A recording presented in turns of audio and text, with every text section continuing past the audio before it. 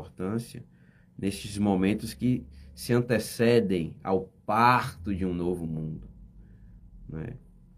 Quer comentar alguma coisa, Brandi?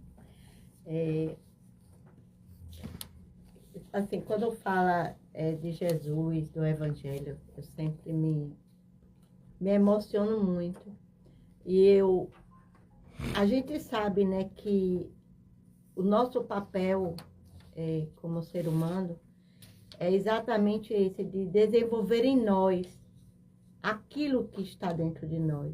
Joana de Ângeles, ela nos diz, o teu Cristo interno e poderoso, que o Cristo, nosso Cristo que está dentro de nós, mas que a gente mantém ele manietado, amarrado, sem ensejar-lhe ação, sem deixar que esse amor, que essas virtudes que estão dentro de nós, elas possam se desenvolver a benefício de nós mesmos e também do outro. Então, cabe a cada um de nós ter essa consciência plena da necessidade da nossa, de conhecer a si mesmo, de buscar nesse silêncio interior, essa conexão. Ah, mas como é que eu posso? Eu não estou lá na guerra, porque tem muita gente que pode dizer, eu não estou lá, o que é que eu vou poder fazer? Podemos fazer muito, porque nós podemos orar, nós podemos vibrar, nós podemos nos manter em sintonia com Deus, com a espiritualidade amiga, porque com certeza muitos irmãos espirituais estão ali trabalhando, irmãos encarnados também, para que haja a paz. Não essa paz que vem de lá dos escritórios, mas a paz que vem do Cristo. A paz, aquela paz que vem do Cristo, que vem de cada um de nós, para que a gente possa construir um mundo regenerado. Porque se nós não quisermos, a terra ela vai se regenerar. E se nós ajudarmos, melhor será para cada um de nós. Ela vai continuar, ela não vai parar. Não, Brandina, eu hoje vou parar porque Brandina não quer. Não. O nosso planeta Terra, ele vai continuar o seu processo. Porque já imaginou se o Sol dissesse amanhã, eu amanhã estou cansado e eu vou parar de brilhar. Não. O Sol, a natureza, ela vai continuar com o seu processo de trabalho para que haja, sim, uma terra de regeneração. Agora, cabe a cada um de nós fazer a pergunta, eu quero ser herdeiro dessa terra? Então, que cada um de nós faça o nosso trabalho de reforma moral e íntima, para que a gente possa conseguir ser um desses beneficiados no nosso planeta Terra. É interessante que uma vez eu convidei um colega para mim, ela faz uma visita ao centro da União Espírita Alagoinha. Depois da palestra, ela me perguntou, e vocês também falam de Jesus? Ela ficou, porque ela não conheceu o que era o Espiritismo. Eu fiz, sim, é a base do Espiritismo, né? É a função que o programa Conhecer tem, é de tirar o Espiritismo de dentro do centro espírita e levar para o conhecimento e esclarecimento do que é a doutrina espírita, não só como filosofia, ciência e caráter religioso. Termos como Cristo a base da nossa doutrina.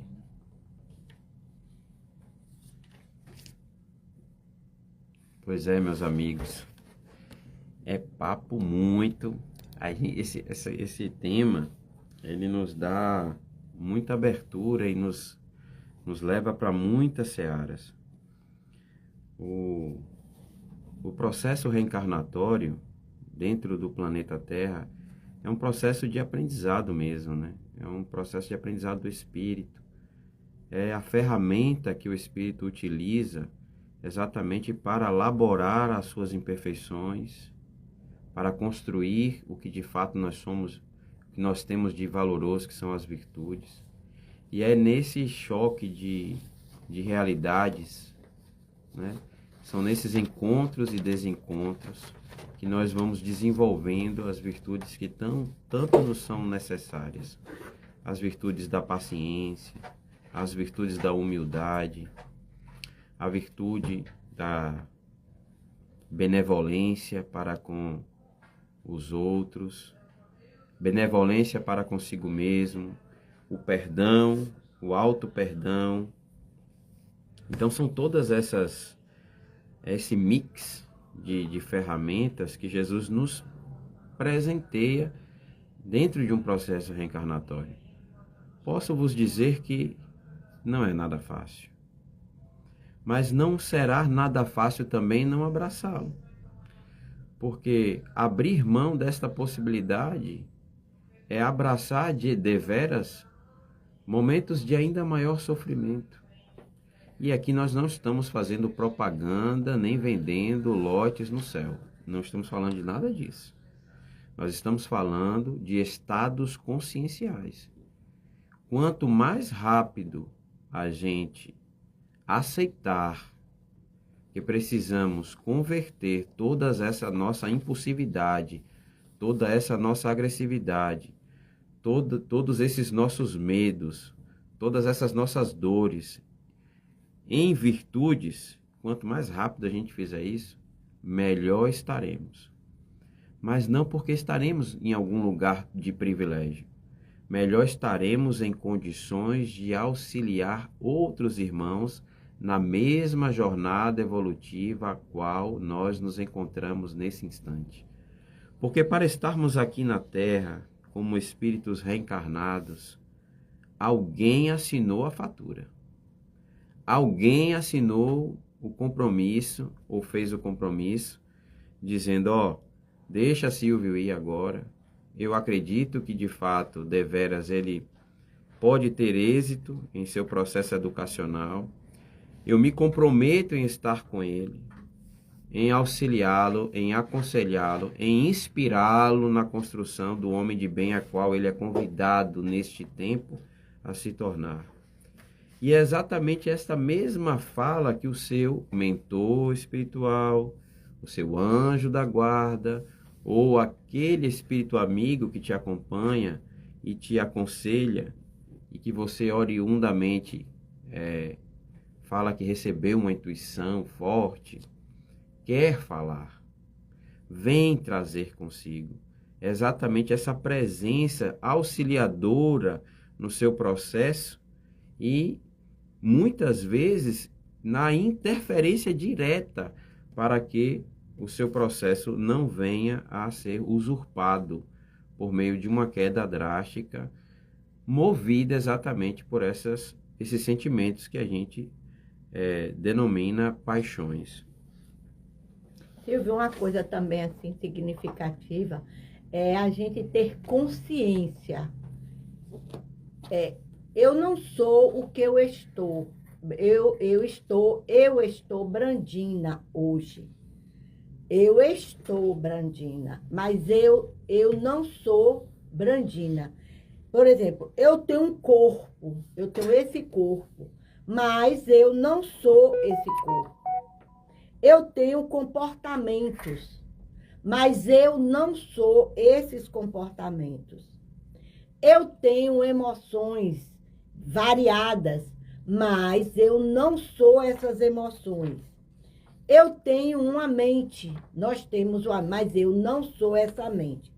Minha mente, meu corpo, são o quê? Ferramentas que tenho para criar as emoções. Então, na minha mente, eu posso criar as emoções, o comportamento e o corpo físico. E o que é que eu sou mesmo? O que é que eu sou? Então, eu sou um centro de pura autoconsciência. Eu sou essência divina. Eu fui criado por Deus.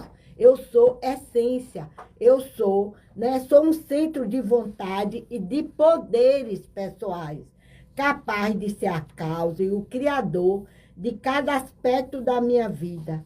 Eu sou capaz de dirigir, de escolher e de criar todos os meus pensamentos e emoções, o meu comportamento, a saúde do meu corpo e as espécies e as coisas que atraio para a minha vida. É isso que eu sou. Eu sou pura autoconsciência, capaz, sou poderosa, tenho os poderes. É como Jesus diz, vós sois luzes. Então, nós somos isso, nós somos luzes na terra. Mas eu não sou um corpo, não sou o meu pensamento, eu não sou minha mente, eu sou essência divina. Então, a gente vive no existir, mas a gente tem que viver, eu sou espírito. A gente precisa ter consciência de que somos espírito e vivermos como espírito. Quando diz assim, eu estou no mundo, mas eu não sou do mundo. Eu só estou, né, temporário. Amanhã eu posso não estar. Então, o que eu sou? Eu sou espírito que estive aqui para evoluir, para ressignificar a minha existência como ser espiritual. Eu fico imaginando, Silvio, quando a gente pega a Bíblia, às vezes eu vou lá para o início da Bíblia. Aí diz assim, no princípio, Deus fez o céu e a terra. Eu adoro ler essa frase. Eu pego a Bíblia, eu vou lá. No princípio, Deus fez o céu e a terra. Aí eu digo, sim, e antes do princípio? Tudo é Deus, né? Aí quando você vê lá, aí você vai na Bíblia, vem Gênesis, aí vem os livros de Moisés, aí vem o livro dos profetas, né? Mas quando chega lá em Malaquias, aí a última palavra do profeta Malaquias é maldição. Por a gente ver lá. Aí eu disse, sim, e depois daqui, de Malaquias, aí é como se o tempo ele tivesse parado. Aí que vem aí o Novo Testamento, que vem a vinda do nosso Mestre Jesus. Então, Silvio, eu acho assim, eu sempre me busco dentro dessas existências da criação divina. Onde foi que Deus me criou? Qual foi o meu ponto? Eu sempre vou ali e me pergunto, no princípio ele fez, mas então eu também, eu tive um princípio. Aí eu vou me questionando, e quantas existências? Eu digo, se eu estou ainda assim, então eu sei que ainda vai existir várias existências. Então, Silvio, eu acho que quando o ser humano, ele começar a buscar essa autoconsciência de si mesmo, de que ele é algo, ele é alguém, ele é um ser que está incluído nesse princípio. Deus, no princípio, Deus fez o céu e a terra. Eu estou aí. Eu não sei aonde, mas foi nesse princípio. Ele criou. Aí ele cria, ele é o Senhor. Ele é o Todo-Poderoso. Ele é o Senhor de todas as formas. E eu estou aí. Eu estou nesse murrinho aí do princípio de Deus. Então, eu preciso o quê, então? Para eu ser essa essência, para eu ser esse arcanjo, me transformar, me conhecer. Então, é o trabalho do autoconhecer-se. É aquilo que Joana o tempo todo está dizendo. Brandina, a autoeducação. É me educar meus sentimentos, educar o meu pensar, educar o meu falar, educar o meu agir. É fácil? Não, não é fácil. Eu vou conseguir agora nessa? Não, mas eu sei que eu terei outras existências. Eu sei que depois desta vida, eu terei outra vida. E eu vou levar É a única coisa, é essa consciência do que eu sou. Como espírito que fui criado lá no princípio. Como ele criou o céu e a terra. E ele criou assim a cada um de nós. Quando nós tivermos consciência de que somos essas gotículas que fazemos parte desse universo, com certeza o mundo será melhor. Só ilustrando, Brandinho. Você sabe quem é Ariclemes de Almeida? Decrete? Ariclemes de Almeida. Não, acho que não. Sabe quem é Zeca Diabo? Também sei, não lembro não. Senhorzinho Malta? Sei. São Eu as vi da mesmas- novela? São as Lima Duarte. Ah, é. Né? Ele dá vida aos personagens, como nós, né? Em vida sucessiva. Mas o nome dele de batismo é Ariclemes de Almeida. Pois é, são muitos nomes, são muitas vidas, mas O espírito. é o É o mesmo. mesmo. Mas o espírito é o mesmo, exatamente.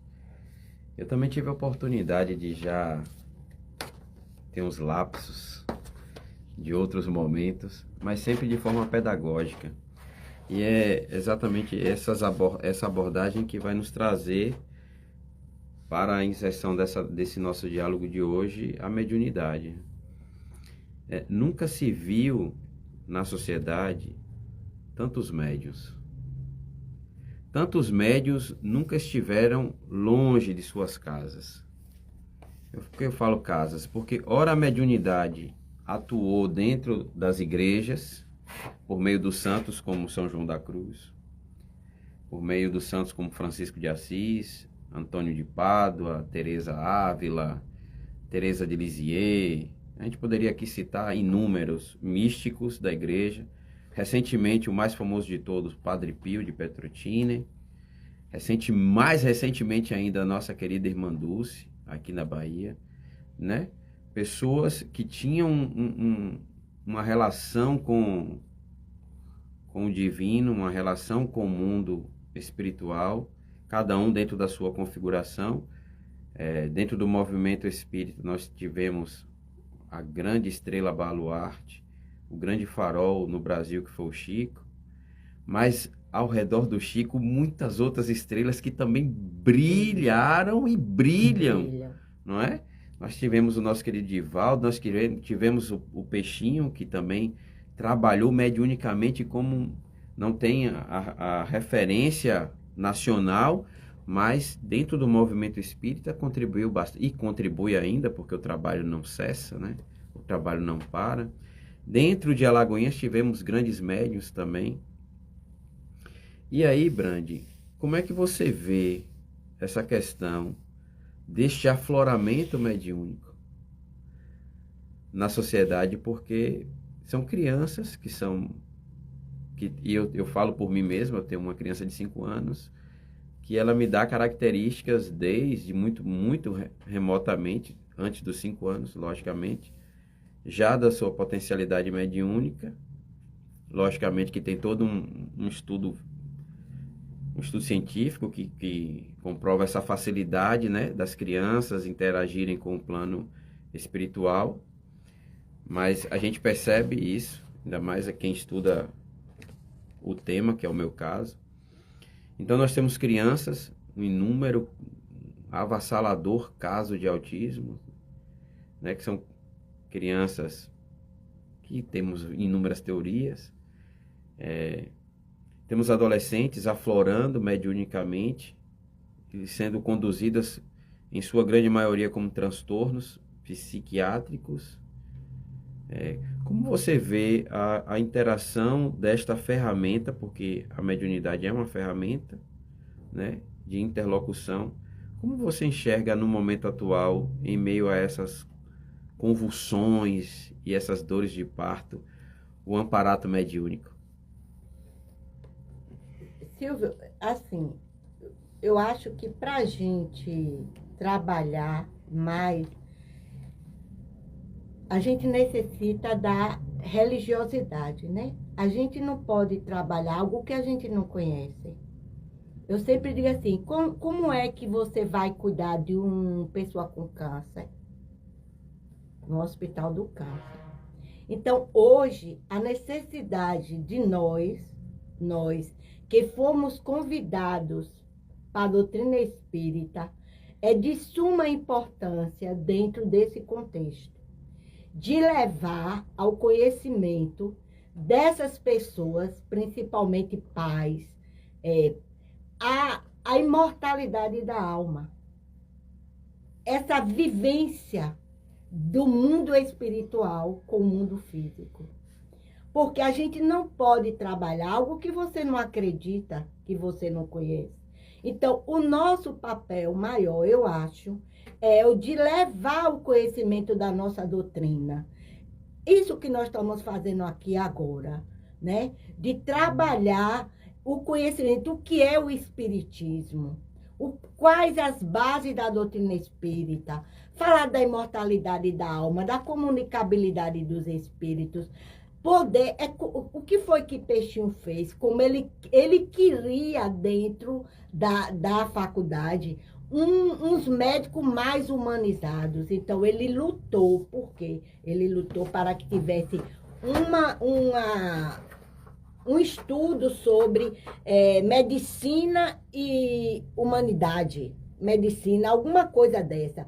Então, é esse trabalho da gente. Onde é que eu posso levar o conhecimento da doutrina espírita para que mais seja desmistificado isso, que é coisa do diabo, que é coisa de demônio, né? De poder levar essa renovação, essa transformação moral, da necessidade do autoconhecimento, de autoconhecer-se, de saber quem eu sou, nas escolas, na rua, em qualquer lugar. Eu acho que, para mim, o caminho é esse. É você dar o conhecimento daquilo que é verdadeiramente, que não é, por exemplo, como há anos atrás, tinha hospital de louco. Tá louco. Mas hoje a gente não vê. A gente vê crianças necessitadas falando de mortalidade da alma, falando de quem ele foi. Então, e esses pais, muitas das vezes, não têm conhecimento. Então, eu acho que a doutrina, nossa doutrina, a gente como convidados da nossa doutrina, a gente vê de que forma eu posso levar, né? Como é que nós podemos alancar esses ensinamentos de imortalidade, comunicabilidade de espírito, para que as pessoas tenham mais conhecimento. Eu acho que esse é um dos caminhos para a nossa juventude, digamos. A evangelização no centro. Você vê que a evangelização, o que é que a gente vai ensinar? A gente não vai falar de outra coisa que não seja do Mestre Jesus. A gente vai falar dos ensinamentos, está lá no Evangelho segundo o Espírito dos Ensinos. Mas a gente vai também conscientizar as crianças de que ele é espírito, né? A gente vai trabalhar na criança o quê? Que ele precisa trabalhar as virtudes que estão dentro dele.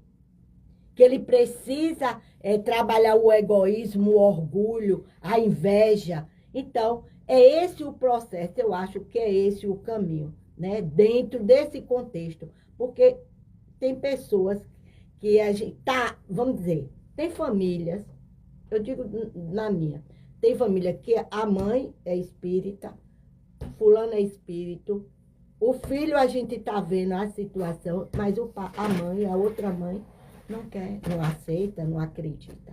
Então, é um processo, claro que vai ser um processo longo na nossa atual conjectura da vivência. Mas a gente vai chegar lá, com fé em Deus. E iniciando dentro dos centros espíritas. Por isso que eu digo assim, eu digo não é? Eu digo, é a doutrina que diz isso. A necessidade da evangelização nas casas espíritas. da evangelização, para que a gente faça conhecido os ensinamentos do Mestre Jesus e o conhecesse a si mesmo, né? Dar essa bagagem do conhecer-se a si mesmo. Quer contribuir, meu amigo? É interessante, né? O papel dos centros espíritas nesse processo, né? É sairmos do maravilhoso e do sobrenatural, para que esse processo seja naturalizado e as pessoas tenham consciência de que todo esse processo que se passa é natural e pode se acontecer com qualquer pessoa. É isso aí, é saindo exatamente do sobrenatural para o natural, né? Porque a mediunidade é essa ferramenta orgânica, essa disponibilidade, não sei se é a palavra mais adequada, mas me falta uma palavra mais adequada no momento. Essa oportunidade, né? De que, ao contrário do que muitos pensam, a mediunidade não é apenas uma ferramenta para falar com os mortos.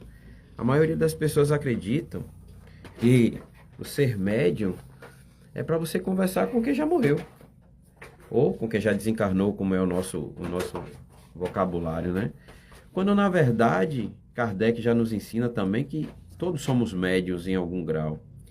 E aí, uma historinha me veio agora, ouvindo vocês conversarem, discorrerem sobre o assunto, que nós tivemos, acho que foi em 2021, não, um pouco antes da pandemia, uma grande epidemia de microcefalia.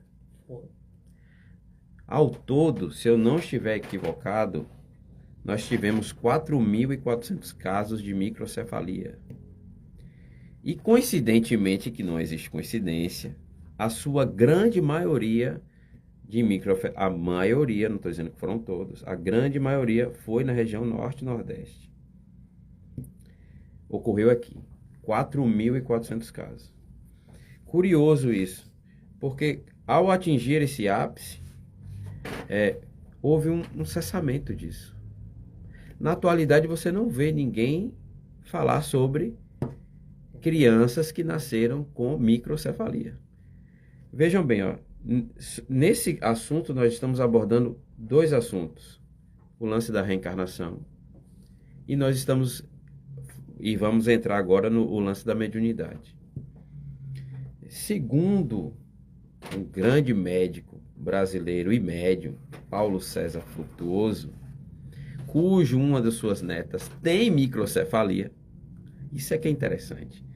Eu gostaria de partilhar essa história com vocês. Ainda é uma das sobreviventes da microcefalia, porque desse número de 4.000 espíritos que reencarnaram nesta configuração, a maioria já desencarnaram. E aí Paulo César Frutuoso, em uma entrevista, traz uma informação bastante interessante. Esse contingente de espíritos reencarnaram, são espíritos missionários. Ora, trazendo consigo correções de suas vidas, então vem de uma forma expiatória, mas também missionárias. E missionárias por quê? Porque através desta doença, da microcefalia, uma doença, que é o câncer cerebral infantil, foi possibilitado ser estudado e a cura está às portas praticamente. Por quê? Porque o mesmo genes, o mesmo vírus que causou a microcefalia paralisa o câncer cerebral na infância. Isso é de uma magnitude gigantesca.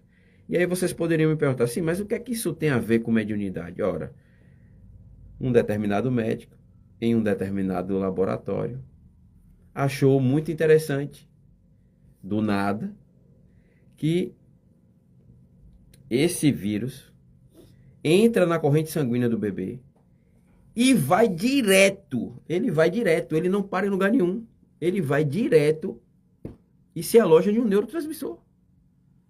Ou seja, esse vírus ele é endereçado, né? Ele tem endereço fixo. E aí causa o que a gente conhece como microcefalia. Eu não sei os termos técnicos porque eu não sou médico, eu não fiz medicina. Então, mas vocês podem procurar aí, caso Paulo César Frutuoso, microcefalia, que o Google vai te dar a entrevista completa. E ele explicando tecnicamente o fato. O fato é que esse médico, por inspiração divina, porque todos nós somos médium em determinado grau, conseguiu enxergar neste sofrimento da microcefalia a possibilidade de mitigar sofrimentos muito maiores que o câncer causa nas crianças. Porque uma criança que é acometida de câncer ou um tumor cerebral, seja ele qual for, a probabilidade dela vir a óbito em um procedimento cirúrgico para extraí-lo é de 99%. Utilizando a mesma técnica utilizada por esse patógeno, por esse vírus, ele estrangula o tumor seca e a criança fica curada. Dá para vocês, meus queridos amigos? Isso é a ação de Deus, é a misericórdia de Jesus, literalmente aplicada no nosso cotidiano, mas que passa despercebida aos nossos olhos. Essa história que eu estou partilhando com vocês aqui é para exatamente construir um novo pensamento ou semear em nossas consciências uma nova forma de pensar. Enxergar as nossas dificuldades é importante, valorizá-las também é porque a gente precisa reconhecê-las, até para poder mudá-la, mas também precisamos olhar em volta, porque é olhando em volta dessas dificuldades que a gente vai enxergar a misericórdia e a ação de Deus. De fato, hoje ouvimos muito no meio da nossa sociedade que o mundo está perdido, que esse mundo não tem jeito, que tem que vir mesmo uma bola de fogo e acabar com tudo. Nós ouvimos isso. Mas veja bem, se a gente começar a mudar o pensamento ou buscar enxergar a ação de Deus, a gente vai ver muito mais milagres do que mazelas. A gente vai ver muito mais bênçãos do que tragédias. É porque as tragédias fazem mais barulho. Por quê? Porque Deus trabalha no silêncio. Deus trabalha no íntimo de cada criatura humana. Então, hoje nós, praticamente na ciência, já estamos às portas de uma cura de câncer de mama. Já está aí, faltando pouca coisa para ser liberado o medicamento. Isso é milagre, se você quer chamar dessa forma. Eu chamo de intervenção da misericórdia. Nós temos essa questão do câncer cerebral em crianças e possivelmente depois adultos. Isso é intervenção da misericórdia. E num tempo como esse que nós estamos vivendo, no tempo de guerras, no tempo de ranger de dentes, no tempo de dores, no tempo de contrações, né? Nós temos as inundações, mas nós também temos um movimento gigantesco para suprir aquela sociedade dos efeitos que as inundações causaram. Vista isso, o nosso sul do país no ano passado. A sociedade de Santa Catarina, do Rio Grande do Sul, já está praticamente restabelecida. Graças ao quê? Ao movimento social, nacional, para reerguer aquele estado. Então, meus queridos amigos, existem muito mais de ação de Deus, de misericórdia de Deus e de bondade de Deus para conosco do que esse barulho todo que está acontecendo. Com isso, eu não estou dizendo para a gente não prestar atenção. O que eu estou querendo partilhar com vocês aqui é a necessidade de a gente enxergar essas dádivas no nosso dia a dia. E aqui eu abro parênteses para partilhar também uma outra historinha, agora pessoal minha. Minha mãe teve uma bactéria no ouvido, comeu o tímpano, né? Essa bactéria, ela se alimentou do tímpano da minha mãe, e por 2 anos a gente lutou para fazer um acompanhamento na rede pública. Fomos muito bem acolhidos na rede municipal, o SUS fez um trabalho maravilhoso, mas assim, a gente não conseguia avançar para o processo cirúrgico para a implantação e fazer um enxerto. Quando tivemos uma inspiração divina para procurar uma irmã nossa que já tinha passado pelo processo, e ela nos apresentou a profissional. Após apresentar essa profissional, a gente descobriu quanto custaria esse procedimento cirúrgico. Esse procedimento cirúrgico custou na época R$13.000, né? E aí lá em casa começou o impasse, como é que vai conseguir esse dinheiro, né? A gente sempre começa com esse impasse. Como é que vai conseguir esse dinheiro? E já tinham se passado 2 anos. Essa bactéria tinha já se alojado nas cordas vocais, e o próximo passo dela seria se alimentar das cordas vocais, deixando minha mãe sem voz. E aí nós fizemos uma corrida contra o tempo. Percebam. E aí alguns amigos ficaram sabendo disso. E aí um amigo especial de minha mãe falou assim: Josefa, eu vou colocar você no plano de saúde aqui da minha empresa para você fazer os exames que você precisa. E aí você vai ter 1 ano para fazer isso. Primeira ação da misericórdia de Deus na vida de minha mãe. Essa é só uma das inúmeras que eu poderia passar aqui à noite contando a história de minha mãe. Mãe é muito preferida lá pelo povo que protege ela. E aí ela, beleza, já conseguiu os exames. E aí um movimento católico da Renovação Carismática, que minha mãe já fez parte, ficou sabendo da história, fizeram um bazar. Os bazares desse feitos por esse grupo nunca passou de R$500. Nesse dia passou de R$2.500. Para ajudar a dona Zefinha, a costureira. Passou de R$2.500. Então minha mãe já tinha, se precisava menos, né? Eram 13.000 menos 2,5, ficou 11. Vamos dizer assim, 10,5. E aí minha irmã, sem que nem para quê, ganhou uma causa lá em Santos, minha irmã é advogada. E como presente por ela ter ganhado a causa, o seu cliente ofertou a ela exatamente os R$10.500 que faltava para a cirurgia da mãe. Exatamente o valor que faltava, sem tirar 1 centavo. Dá para vocês um negócio desse? Isso é o quê? Aí você chama de milagre, eu chamo de misericórdia. Merecimento. E aí, meus irmãos, a gente marcou a cirurgia, minha mãe fez tudo direitinho, como mandou o procedimento, teve o seu tímpano restabelecido, e no dia da cirurgia eu fui chamado ao financeiro do hospital. Foi no hospital português. Seu Silvio, o senhor compareça lá? Eu falei, o negócio ficou um pouco mais caro. Por quê? Porque a nossa mente está programada para sempre pensar o pior. Pior, exatamente. Sempre pensar o pior. E para grata surpresa minha e para aprendizado meu, a recepcionista falou assim: seu Silvio, o procedimento estava estimado no valor de 13.000, só que, como sua mãe reagiu bem a tudo, não vai precisar ficar aqui internada, etc e tal, a gente precisa devolver R$900. Eu mando para quem? Eu falei, para quem pagou. Aí mandou de volta para minha irmã, né? Mas isso, meus queridos amigos, é para que a gente consiga enxergar a ação da espiritualidade em nossas vidas. Todos os dias, ininterruptamente, a espiritualidade age em nossa jornada. Eu passei por 5 anos de desemprego, relatei isso aqui várias vezes, o centro já está cansado de ouvir essa história. Brandina meu Deus do céu, é quem mais ouviu e quem mais me apoiou nesse período. Mas nada me faltou. E foi o que isso? Foi Deus. Hoje nós vivemos esse colapso, guerras, rumores de guerras mundiais, que o povo gosta de vender essa ideia louca, né? Mas isso não vai acontecer não.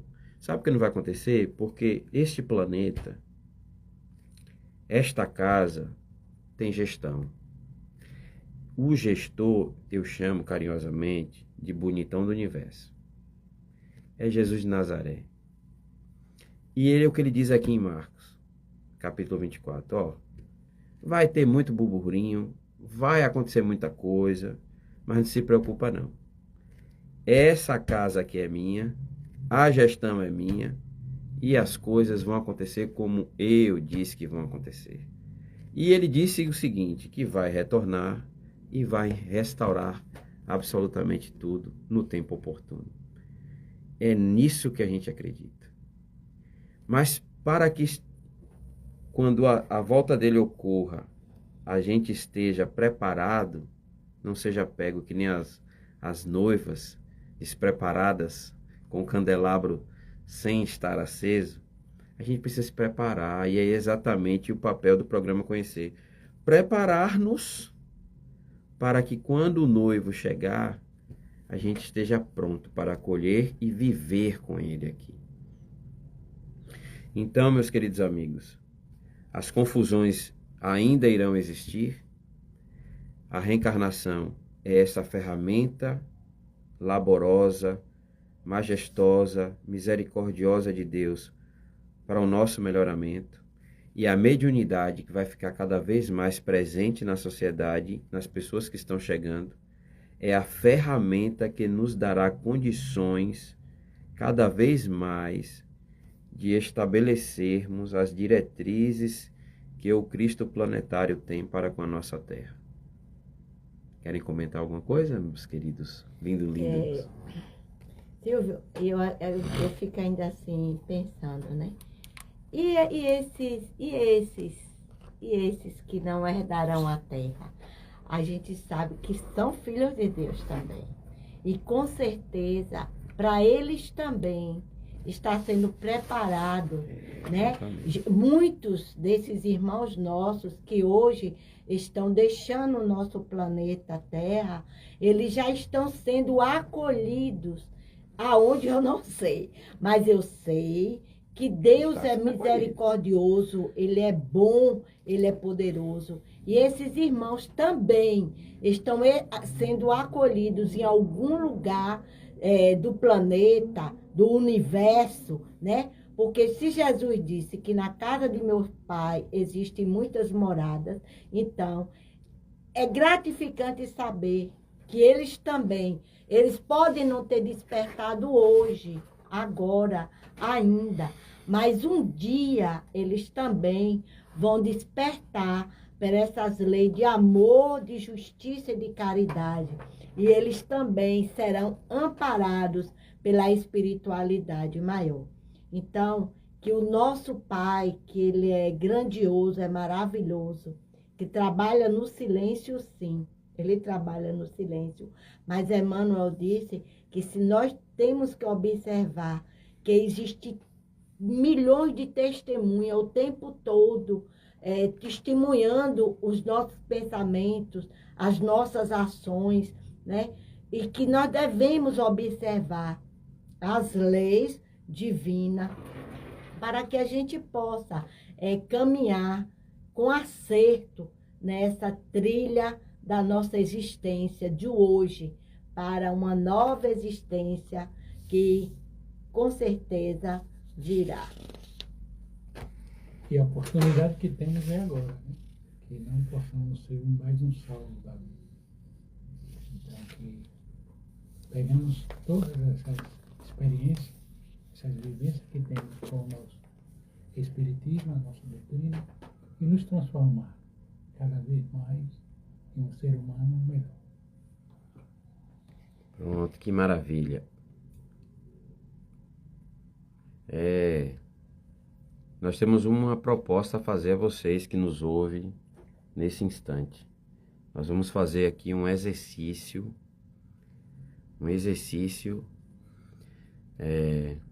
de divulgação e promulgação do amor.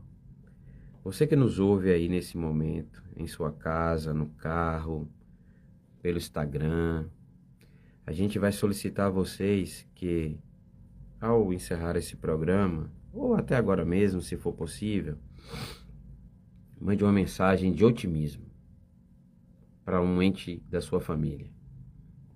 Pode ser para a mãe, para o pai, para o avô, para a avó. Mande uma mensagem de alegria, de agradecimento. Agradeçam o dom da vida, agradeçam o fato de estarem juntos nessa célula familiar.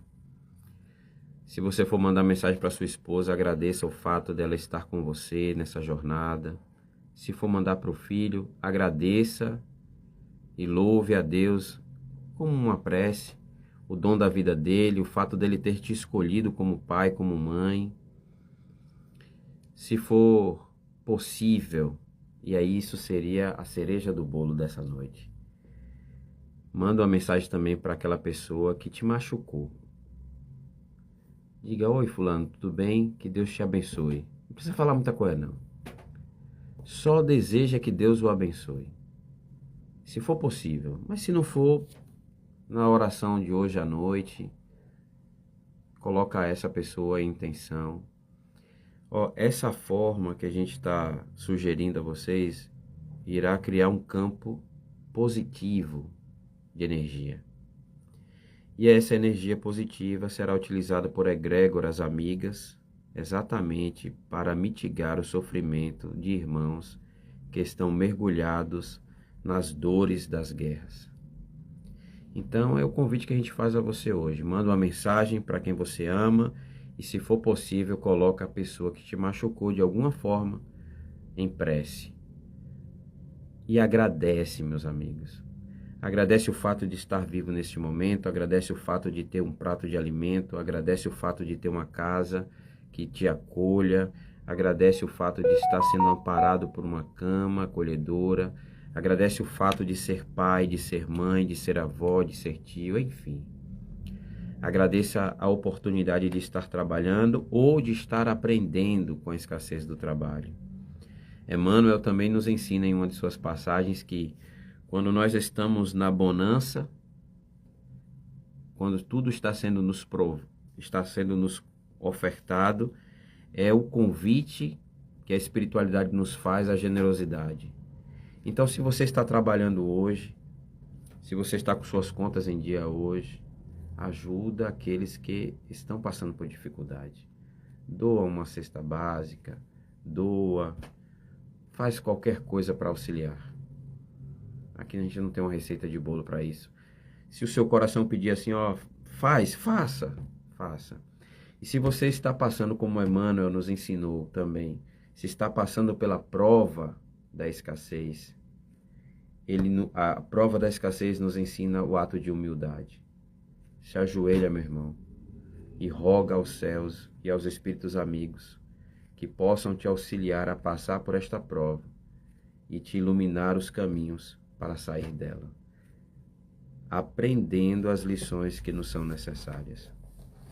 Quando eu estive no momento de desemprego, com meu filho nos braços, com 6 meses, eu recebi este conselho que estou dando aqui agora, implementei ele e saí melhor da fase que eu estava vivenciando. E é o convite que nós fazemos a todos aqueles que nos ouvem hoje. Então, na bonança, pratica a generosidade e na escassez, exercita a humildade. Com essa frase, com esse pedido, eu vou me despedindo por aqui. Hoje a gente vai terminar um pouco mais cedo. Agradeço a Salles, a Rose pela oportunidade. Certamente sábado que vem eles estarão de volta com vocês.